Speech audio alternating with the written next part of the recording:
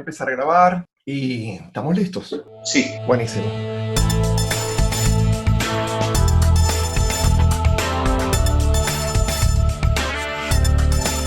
Esto es del 305 al 310, con Fernando Núñez Noda en Miami y Jesús M. Rodríguez en Los Ángeles.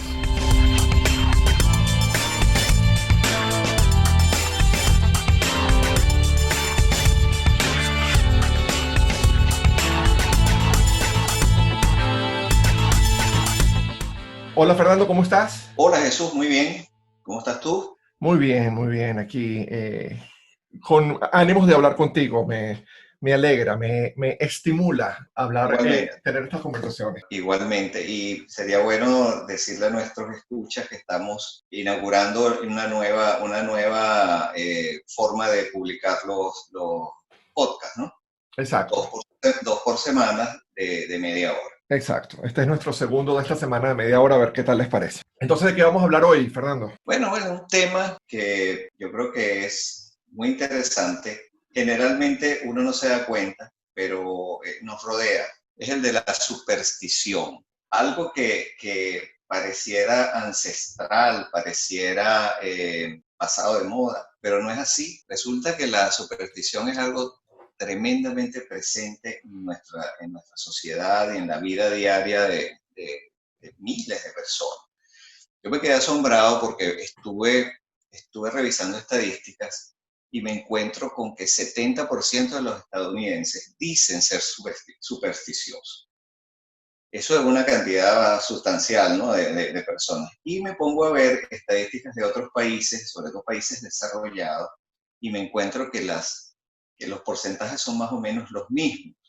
O sea que hay por lo menos 3/4 partes de la población de los países desarrollados, ni qué decir de los no desarrollados, que se consideran supersticiosos, sea muy supersticiosos, sea medianamente supersticiosos o poco supersticiosos. Pero sí hay la presencia de esa sensación de que hay cosas o hay fuerzas o hay influencias que no se pueden explicar quizás racionalmente, pero que influyen sobre los eventos y sobre nuestra vida, ¿no? Entonces me pareció interesante ponerlo en la mesa porque la superstición es algo muy ancestral, ¿no? Revisando un poco lo que dicen los científicos, me encuentro con que consideran que la superstición es algo que es un eco de nuestros inicios como seres humanos, el inicio del género humano, en el que pues vivíamos en un mundo de mucha incertidumbre, de libros y de mucho desconocimiento de cosas que no conocíamos las causas de la salida del sol, no conocíamos las causas del nacimiento de los vegetales, no conocíamos las causas de las actitudes y los comportamientos de los animales, de las estaciones, de los procesos naturales y de los procesos naturales del cuerpo humano, no conocíamos esas causas. Entonces, por supuesto, mientras más primitiva una sociedad, más dada a atribuir esos fenómenos a cuestiones místicas, a cuestiones que están más allá de lo humano, pues, o sea, dioses, fuerzas naturales, demonios, etc. Entonces, yo creo que la superstición viene de ahí, viene de esa necesidad de explicar cosas que no entendemos.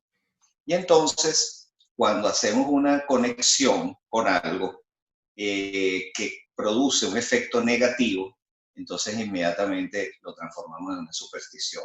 Decir que tal cosa puede ser negativa si ocurre, ¿no? Entonces, digamos que los psicoanalistas, por ejemplo, dicen que las supersticiones esconden los traumas sociales que se han creado a lo largo de la historia, ¿no? Por ejemplo, y fíjate lo fácil que es que una costumbre se transforme en superstición. Los cazadores en las épocas prehistóricas Los cazadores pues salían en grupo a buscar animales, a buscar, por supuesto, presas para llevar a las cuevas o a los refugios donde los cocinaban, ¿no?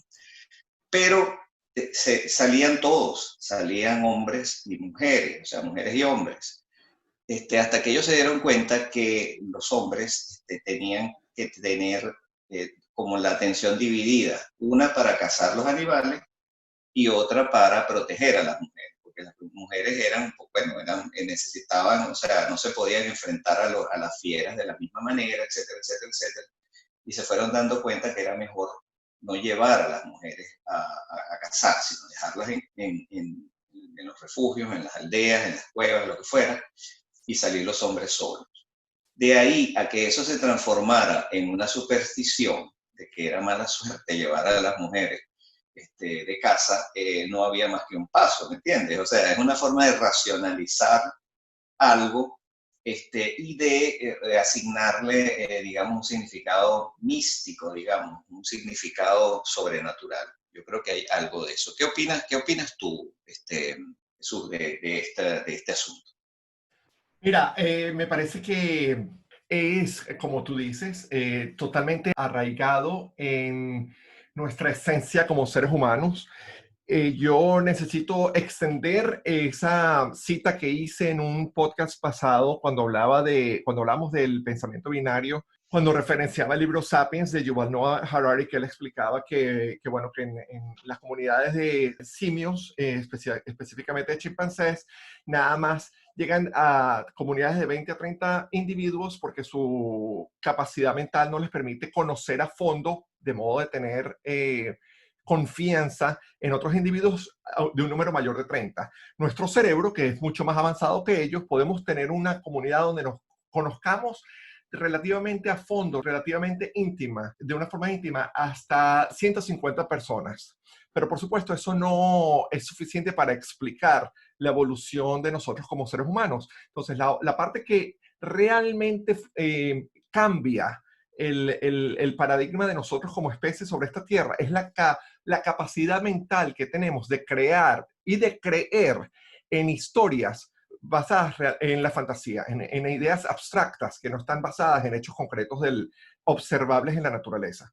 Entonces, es súper interesante saber que, por una parte, el poder creer en estas cosas que no son observables en la naturaleza nos permiten el desarrollo de cosas como la banca, como el dinero, como instituciones, como el gobierno, etcétera, etcétera, que nos hacen creer y ser fieles a una organización abstracta que no podemos tocar, que no es tangible.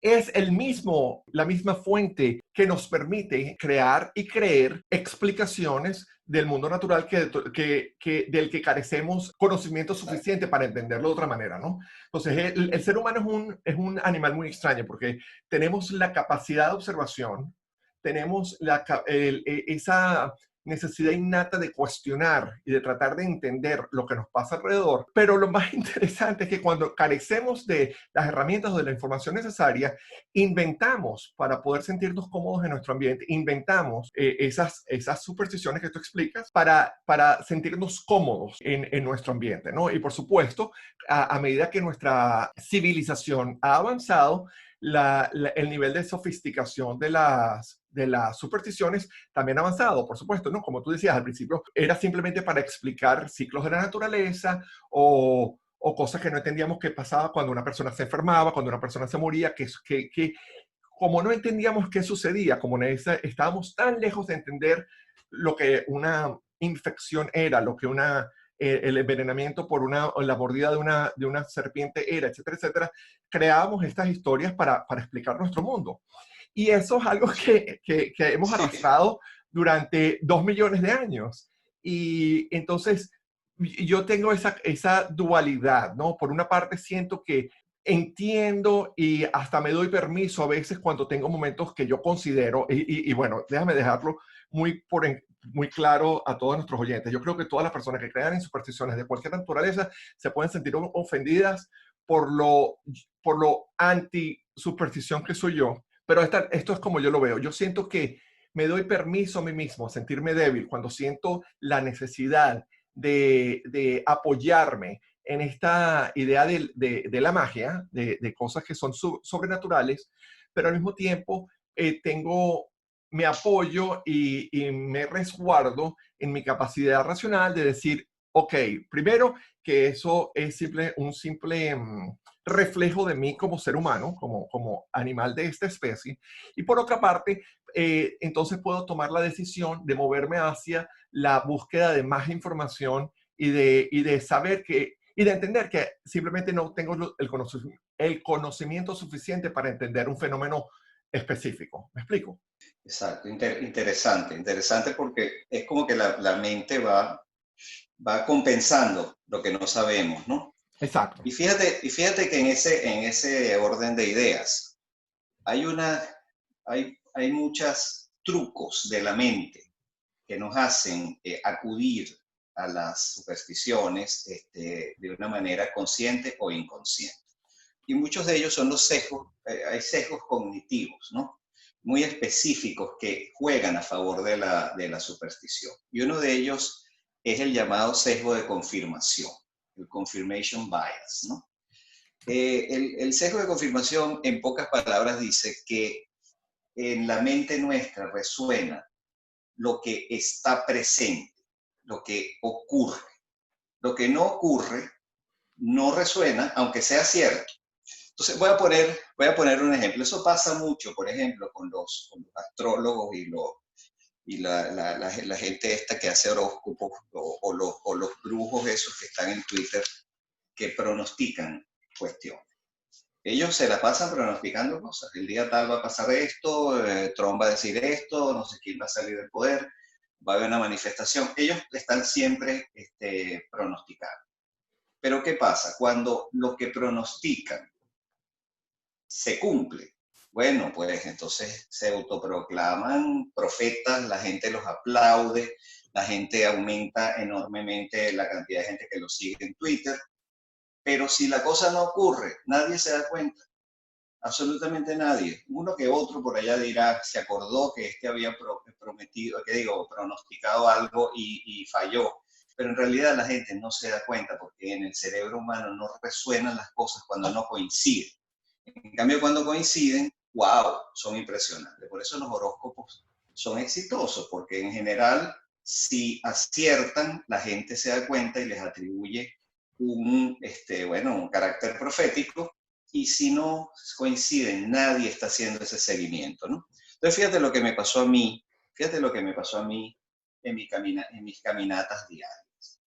En mis caminatas diarias yo, bueno, voy por un trecho donde hay muchos animales. Tú sabes que, bueno, en Florida hay muchísimos animales, hay patos, hay, y ahí, bueno, hay de todo, pues, de que sí, ¿cómo se llama? Lagarticos y una cantidad de pájaros y, bueno, etcétera. Toda una fauna, ¿no? Que yo voy recorriendo. Pero un día se me atraviesa un gato negro. Hay la superstición de que si se te atraviesa un gato negro, eso es mala suerte. Entonces la gente los evita o, bueno, se prepara porque puede pasar algo malo. Entonces yo me puse a ver lo siguiente. A mí se me atravesó un gato, porque hay un gato negro que digamos que está presente en una parte de mi trayecto. Lo he visto muchas veces. Él como que vive por ahí, se escapó de una casa o algo por el estilo, pero anda por ahí siempre, ¿no? Entonces, una vez se me atraviesa, yo digo, caramba, eso dice que es mala suerte. Yo no creo en eso, no sé qué, no sé. En la noche me pasó algo desagradable. Inmediatamente vino a mi memoria el gato negro. Dije, caramba, yo no creo en eso, pero de que vuelan, vuelan, como dicen, ¿no? De las brujas. No creo en brujas, pero de que vuelan, vuelan. Digo, oye, qué cosa, ¿no? Me pasó algo desagradable e inmediatamente pensé en el gato. Pero, pero después de pasar otras veces, me dije, oye, pero ya va, pero hay otros días en los que me pasan cosas desagradables y no tengo a qué atribuírselas, por tanto no me importan, no hay causalidad, ¿me entiendes? Exacto. Y otro día me pasa el gato negro por delante y yo digo, voy a estar pendiente. Ese día no pasó nada, y no pasó nada en los días siguientes. ¿Me explico? Es cierto Pero eso. yo dije, en condiciones normales, yo no me doy cuenta. O sea, me pasa el gato negro, no pasa nada, y yo no digo, oye, viste, pasó un gato negro y no pasó nada. Eso quiere decir que eso es falso. No lo digo porque se me olvida, el cerebro no le resuena. A uno le resuenan las coincidencias, no lo que no coincide. Pero como yo estaba alerta en ese momento, porque quería investigar el proceso, sí estaba alerta de que el gato me pasó y dije, bueno, voy a estar pendiente a ver qué pasa. No pasó nada, no pasó nada relevante, no pasó nada desagradable, nada. Entonces, mi conclusión es que el sesgo de confirmación juega mucho a favor de las supersticiones, porque eso es como las mamás que le dicen al niño cuando sale con una patineta y no quiere que use la patineta, le dice, no te montes en esa patineta que te vas a caer. El niño sale 20 veces y no se cae y no pasa nada. Pero si el niño se cae una vez, la mamá le dice, viste, yo te lo dije, yo sabía que te ibas a caer. Claro, el niño no es estadístico y no le puede decir, hey mamá, pero es que resulta que yo me caí en 1% de las veces que salí y tú no dijiste nunca nada las veces que no me caí. Entonces, el sesgo de confirmación para mí es importante porque, digamos, nos confirma cuando ocurre, pero cuando no ocurre, no nos dice nada. De modo que la superstición sigue viva en la mente de la gente que quiere creer. ¿Qué Exacto, te parece? exacto. Sí, no, me parece muy divertido porque yo siento que los astrólogos, los adivinos, etcétera, se aprovechan de eso y, y bueno, les resulta evidente a ellos que cuando las personas les piden sus servicios es porque están manejando un tipo de ansiedad. Y el tipo de ansiedad puede ser, ellos pueden tener unas categorías que les permiten acertar más que otras. Las ansiedades seguro van a ser o por una cuestión amorosa, o por una cuestión económica, o por una cuestión laboral. Entonces, cuando el adivino te dice, bueno, es que la persona que tú no amas en realidad te va a amar, etcétera, etcétera, bueno, es porque hay un porcentaje altísimo, precisamente basado en lo que acabas de explicar, que las personas Exacto. están acudiendo a ellos porque tienen un problema de una de esas tres naturalezas. Yo siempre bromeo cuando estoy caminando por las calles por acá de Los Ángeles con mi esposo, que vamos a pasar cerca de una ventana porque aquí hay muchos adivinos, fortune tellers. Y yo siempre le digo a Christopher, ¿tú crees que la adivina de esa casa o el adivino de esa casa sabe que no vamos a entrar porque no creemos en ellos? Es como un chistecito acerca de lo Exacto. absurdo, ¿no? De lo absurdo que es toda esta situación. Y bueno, y al final de cuentas es tan humano, ¿no? Ser o sufrir de ansiedades, de sufrir de preocupaciones porque no tenemos control de nuestro futuro y no tenemos control para nada total de nuestro ambiente, de nuestros alrededores, de nuestro bienestar, que recurramos a algo, cualquier cosa que nos dé una sensación sí, una sensación de estabilidad o de seguridad. Es como en la película Dumbo, ¿no? El Ah, elefante. sí, El, exacto, la plumita. la Sí. plumita, él no necesitaba la plumita, pero cónchale, la plumita le hizo creer que sí podía, ¿no? Y no era la plumita la que lo hacía volar, pero la plumita le Claro, dio la me da fortaleza que seguridad. necesitaba en ese momento. Yo te digo una cosa, a mí me ha tocado montarme en muchos aviones y por mi carrera, y creo que me voy a seguir montando muchos más aviones después que las cosas vuelvan a la realidad. Y yo me siento muy ansioso en los aviones, muy ansioso. Y siento que estoy dándole total y absoluto control de mi vida y de mi futuro por esas horas a una tecnología y a un talento y a una preparación a un piloto que ni siquiera conozco, ¿no? Entonces eso me causa mucha ansiedad. Yo de verdad le tengo Claro. miedo a volar. Entonces yo me permito tener unas supersticiones que, por ejemplo, yo toco con la mano derecha el fuselaje del avión justo antes de entrar. Boberías, yo sé que no hacen Ok, absolutamente, ok. no van a, para nada, no hay nada en el universo que va a responder a ese acto tan tonto y tan pequeño, pero a mí internamente me da un pedacito, un poquitico de tranquilidad. Sí, Sí, me hizo ¿sabes qué me hizo sentir? Me hizo sentir que hice algo para ayudarme, claro. que eso Oye, me tranquiliza, y no me tranquilizaría no hacer nada, ¿me explico? perfecto. Mira, fíjate que eso cabe perfectamente en algo que yo anoté aquí. Es una frase de Fyodor Dostoyevsky, ¿no? Está en un libro buenísimo que se llama Los apuntes del subsuelo. Él dice, soy lo suficientemente culto para no ser supersticioso, pero lo soy. Entonces, es genial la cosa porque, bueno, ocurre, pues, o sea, es lo que tú estás diciendo. Entonces yo lo que digo es que yo creo que coincides conmigo en que no somos supersticiosos de las supersticiones populares, pero sí somos capaces de crearnos nuestras propias supersticiones. O sea, Ujú. nuestros propios ritos, vamos a decirlo así, ritos. Eso que tú dijiste es un rito, tocar el fuselaje es un rito. No Exacto. sirve para nada si lo piensas racionalmente, pero si lo piensas emocionalmente y lo piensas con una causalidad que te tranquiliza, bueno, funciona, pues funciona, te hace sentir más tranquilo porque sientes que cumpliste algo. Fíjate que a mí la superstición me ha servido para atacar un aspecto de mi personalidad que es bastante fuerte, que es la obsesión. Yo tengo un toque obsesivo, la verdad, no se puede negar. No, no es grave, pero sí lo tengo. Yo no soy normal en esas cosas. Entonces yo, por ejemplo, tengo una serie de mañas, ¿no?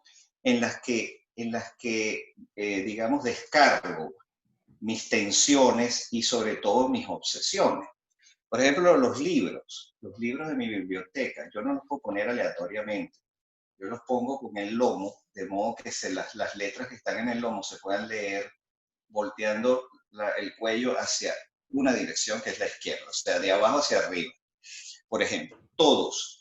Entonces es una cosa que para mí, si una persona pone los libros y se demora 15 minutos, yo me demoro 40, una hora, ¿entiendes?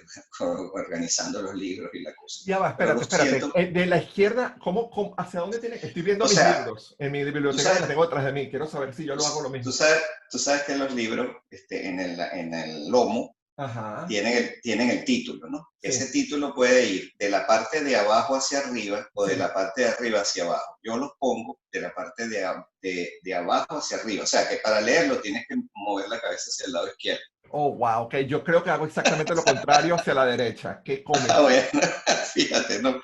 Fíjate, qué interesante. Hay una simetría, pero hay una Sí. simetría, ¿entiendes? Exacto, exacto. Un Entonces, sistema, sí. por ejemplo, las rayas del piso, yo no me he podido Ujú. salir de eso, no me he podido salir de eso, me cuesta. Últimamente lo he trabajado porque yo cuando camino por una calle que tiene esas líneas que separan los bloques de la acera, yo no las puedo pisar. Y era una cosa así como casi sacrosanta, ¿entiendes? Esto es un fastidio, porque si tú vas caminando pendiente de las rayas del piso, no disfrutas del paisaje. Entonces yo dije, caramba, yo no puedo vivir así. Entonces me puse un programa de irlas pisando y perdonándome cada vez que las pisaba hasta que ya las piso, pero me costó. No puedo poner abreviaturas cuando tomo apuntes a mano. O sea, cuando hay una persona hablando y yo voy escribiendo rápido y pongo una abreviatura, me detengo, la borro y escribo la palabra completa. Es una cosa que no puedo evitar, ¿me entiendes? Es una compulsividad. Y bueno, y cosas pequeñas, pues cuando doy mi caminata diaria, voy por una vereda y tengo que regresar por la otra. Es como una cuestión de simetría que necesita son ritos, Jesús, yo creo, son ritos que uno se establece. A veces no sabemos por qué, pero quizás a veces podemos entender un poco que buscamos simetría, que buscamos compensación, que buscamos equilibrio, que buscamos redondez, no sé, como decir, mira, déjame no poner las cosas demasiado de un lado, y también para decir, como Dostoyevsky, o sea, hay que aceptarlo, podemos ser muy cultos y muy racionales, pero en el fondo ese eco de la superstición ancestral todavía late en nosotros y nos cuesta mucho desecharla porque sabemos que todavía hay fuerzas que no comprendemos, ¿entiendes? Entonces, Sí, sí. por más ciencia que haya, todavía hay muchas cosas que no comprendemos y uno dice, bueno, déjame conciliar un poco con lo que no sé, digo yo. Exacto. Sí, no. Yo creo que estamos en un acuerdo aquí totalmente. Yo creo que Dostoyevsky al final del día simplemente predijo de alguna manera lo que sabemos hoy en día a través de historia, antropología y la ciencia de la evolución, que es que simplemente nuestro cerebro está programado para crear una sensación de control ante los estímulos que no entendemos por qué se dan. Entonces, esa sensación de control nos permite sentirnos más seguros Exacto. y por lo tanto más fuertes a la hora de sobrevivir en el ambiente, ¿no? Y nos ayudó a sobrevivir hace 100.000 años y Exacto. no necesariamente nos ayudan de la misma manera hoy en día, pero es parte de lo que somos, es parte de lo que somos como especie, es parte de cómo nuestro cerebro está programado y vaya, hay que darnos el chance de ser imperfectos, ¿no? De vez en cuando. A mí lo que me parece más Ok. divertido de toda esta historia de la superstición, Fernando, es que tú te imaginas lo simple, lo más fácil que sería la vida si todas las supersticiones y todas esas creencias en lo sobrenatural existiesen, si fuesen verdad. Tú te imaginas lo Wow. maravilloso, tú te imaginas lo fácil que sería un juicio Sí, de una persona que se sospecha que mató a alguien o no, si de verdad un medium pueda contactar al fantasma y el fantasma decir, no, no fue fulano, fue mengano, sí, sí, listo, se acabó el problema. sería, Tú te imaginas que lo sería, increíble, tú te imaginas lo muchísimo más sencillo es que para todos triunfar en las finanzas, si la numerología y todas esas creencias sobrenaturales sí, fuesen verdad. Oye, no voy a invertir mi dinero hoy, lo voy a invertir mañana en la tarde, porque mañana en la tarde a las 3:33 va a ser el momento.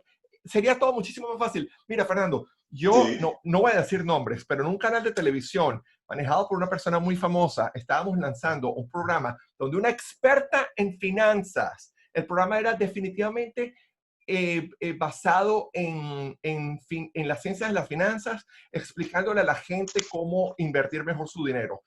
Y yo me quedé loco cuando antes de lanzar el programa, la señora esta, que es la experta en finanzas, dijo, no, no podemos lanzarlo el día 7 de julio porque el 7 es cualquiera, no me acuerdo la fecha en general, pero la señora dio una razón totalmente supersticiosa basada en numerología por la cual no dejó que su programa se hiciera un estreno un día, sino el otro. Wow, wow. Hasta ese Bueno, mira, nivel. imagínate, bueno, y recuérdate de Ronald Reagan y la esposa, sobre todo Nancy Reagan, llevó una astróloga a la Casa Blanca. Y eso está documentado y se dice que, bueno, muchas decisiones se tomaron basados en la carta astral y la cosa. Bueno, tú te imaginas las implicaciones que puede tener eso. Si falla, por supuesto, sería un escándalo, pero yo creo que el gobierno de Reagan fue en general bastante bueno y tuvo unos éxitos importantes como el de estar presente en la perestroika y mover esas fuerzas por allá. Yo creo que, bueno, a lo mejor el astrólogo ayudó, pero un astrólogo.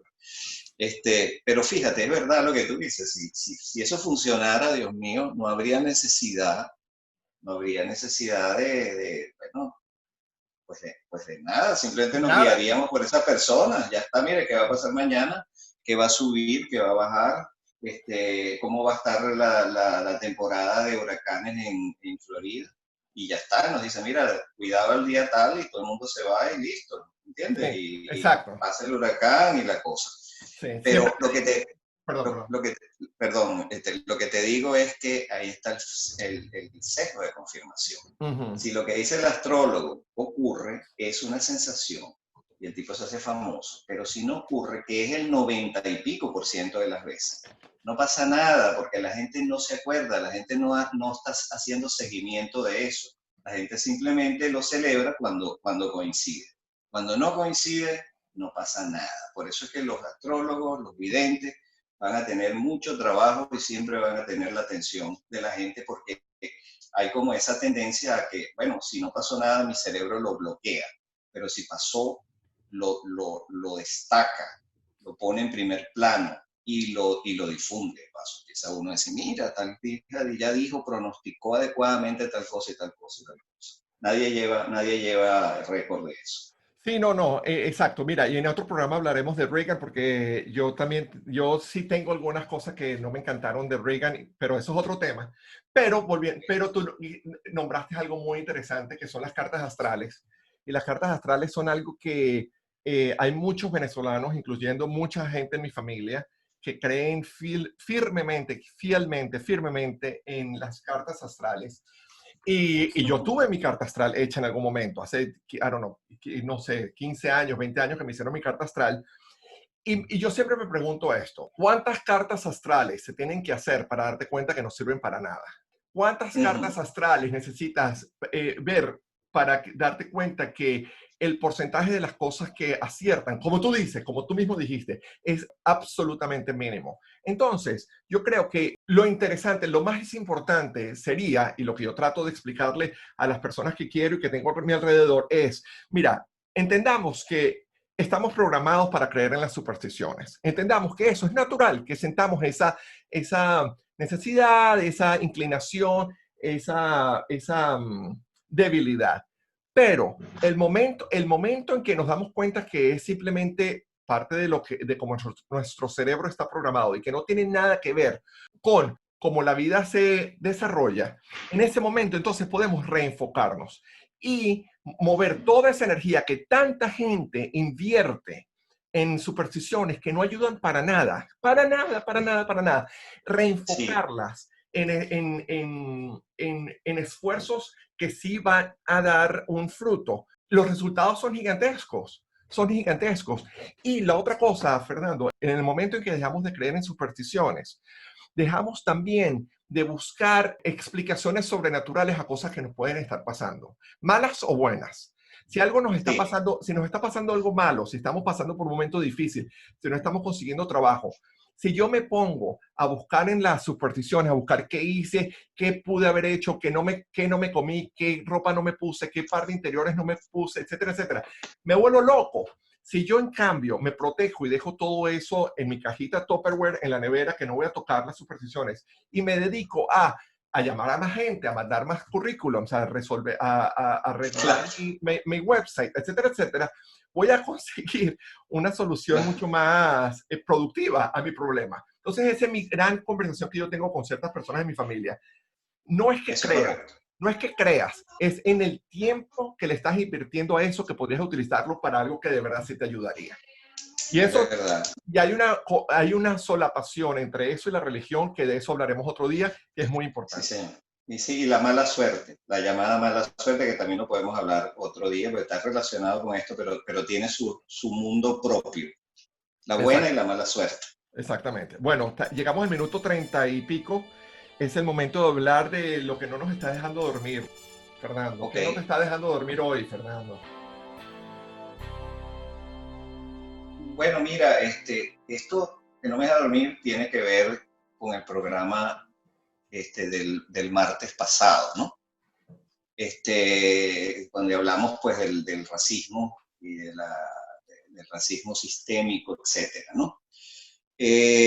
Probablemente por ese programa y por todo lo que hablamos, yo he estado más pendiente del asunto, ¿no? Y veo pues que, por un lado, está la cuestión negativa de que, bueno, se ha exacerbado otra vez ese tópico en la mente de muchas personas, que eso desata muchas pasiones, pero también tiene su lado auspicioso. Pues hay una manifestación importante de una parte de la sociedad diciendo que, bueno, pues que ya basta de que haya una cierta hipocresía en este asunto, que no sé, que es como estacional, pues en el sentido de que tiene su pico y después baja. Es como que ya deberían buscarse soluciones un poco más permanentes, pues, y que la sociedad debería sentarse un poco ya a discutir estas cosas con miras a unas soluciones más a largo plazo. Pero lo que no me deja dormir es que ese sentimiento se ha exacerbado internacionalmente también. O sea, hay como una revisión, yo creo que está motorizado por la juventud. Los jóvenes, estos jóvenes, no se puede negar que las generaciones que ahorita son adolescentes o poco más que adolescentes, tienen una conciencia social muy aguda, ¿no? Y muy activa, un activismo importante que suena parecido al activismo que hubo en los años 60, ¿no? La juventud de los años 60, la de los derechos humanos, los hippies, la cosa. Creo que hay un eco de esa cultura ahora, ¿no?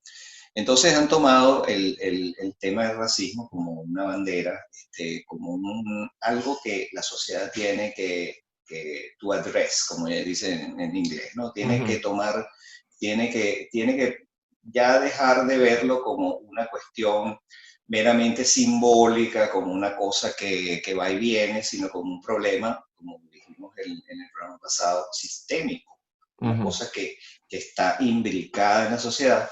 Y entonces, bueno, veo una cantidad de reacciones y de consecuencias que está teniendo esto, sobre todo en las relaciones entre la sociedad y las autoridades. O sea, los departamentos de policía, digamos, la desconfianza que siente la gente hacia el sistema de policía respecto a la raza, y no solamente a la raza, sino también a los niveles socioeconómicos. Porque uno cree que es racismo solamente, pero también hay un tipo de racismo, entre comillas, socioeconómico también, ¿no? Con la pobreza y con la gente que está en situaciones difíciles. Entonces veo las noticias y veo que hay muchas protestas en los Estados Unidos contra el racismo. Eso no puede ser casualidad, eso no puede ser una moda, eso obedece a que la gente ha sentido pues que hay una cosa sistemática, una cosa imbricada en la sociedad. Y qué bueno que nosotros grabamos ese podcast el martes pasado, porque, bueno, hablamos bastante de eso, ¿no? Hablamos de cómo eso se ha hecho un componente importante de sociedades como esta, como la estadounidense, y de una u otra forma, y con distintas matices y intensidades ocurre en todo el mundo. Entonces, por un lado veo que eso crea unas tensiones enormes, eso puede crear incluso, bueno, enfrentamientos, incluso puede crear, digamos, peleas, digamos, un enfrentamiento más físico, con armas y cosas. Las protestas pueden ser pacíficas, pero a veces se tornan violentas. O sea, hay un estado de inquietud, hay un estado de protesta, hay como una especie de, la juventud está diciéndole a la sociedad, bueno, señores, vamos a poner las cartas sobre la mesa, hay un problema, ¿cómo lo vamos a manejar? Hay abuso policial, indudablemente, pero no son todos los policías. Entonces, lo que me preocupa es que esto se salga de control y los extremistas tomen la batuta de los problemas, perdón, el liderazgo, tomen el liderazgo de estas manifestaciones, de estas protestas, y entonces se transforma en algo violento y en algo que desvirtúa tú me entiendes, ¿no? Que están gente que ha habido infiltrados en las protestas de uno y otro lado, pero sobre todo infiltrados incluso que no son estadounidenses o que han venido, tú sabes, se colean ahí hay personas que utilizan estas protestas para fines propios, o sea, fines políticos, por ejemplo, para mover candidaturas, para mover causas, etcétera, y otras personas que buscan liderazgo a través de ello. O sea, hay de todo. Pero yo creo que lo que no me deja dormir es que, bueno, eso crea una situación de inquietud, unas situaciones de enfrentamiento, y veremos cómo la madurez del país se manifiesta en este caso y pone las cosas en su justa perspectiva y puede haber una conversación franca al respecto. O sea, no tiene que ver para mí con prebendas, no tiene que ver con dádivas, tiene que ver con una auténtica y honesta igualdad de oportunidades. Eso es lo que yo siento. No se trata de decir, oye, pobrecito vamos a darle dinero, vamos a darle comida, vamos a darle unas cosas que no se dan por mérito, ¿entiendes? Sino como por una especie de remordimiento, sino que haya verdaderamente una libertad de oportunidad que está dada por la libertad y por el darwinismo que se supone que mueve buena parte de la libertad de un país como los Estados Unidos. Vale. Mira, lo que a mí no me deja dormir tiene que ver con las manifestaciones, pero no desde el punto de vista político-sociológico, como tú comentas, Fernando. En este caso particular, lo que no me deja dormir son las posibles consecuencias con la transmisión del COVID-19 en esas manifestaciones tan grandes que estamos viendo alrededor de todo el país. Siento que por un lado las manifestaciones se están volviendo cada vez más, perdón, voy a reencuadrar lo que estoy diciendo. Siento que los extremistas y las manifestaciones que se han vuelto violentas cada vez son menos, cosa que es maravillosa. Cada vez son más comunes las que son completamente pacíficas, pero eso también implica que son cada vez más grandes. Entonces, el riesgo tan gigante de un pico aún mayor y más grande que podamos ver en casos de coronavirus en este país de acá a 2 semanas me preocupa muchísimo, y eso creo que es inevitable. La gente está tratando de usar máscaras, está tratando de ser consciente del distanciamiento social, pero en las marchas es casi que imposible. Y la consecuencia que vamos a ver, eso me deja sin dormir, la verdad.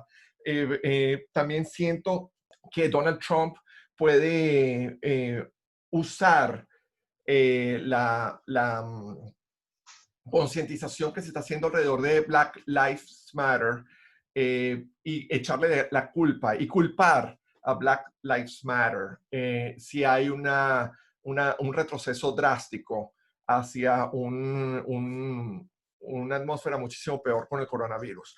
Creo que a la larga, si lo trata de hacer, si trata de culpar a este movimiento, no lo va a ayudar, más bien lo va a hundir más, pero de que lo va a usar en contra del motivo original de las protestas, lo va a usar. Sí, no hay duda. Entonces, eso me lo meten a dormir, sí.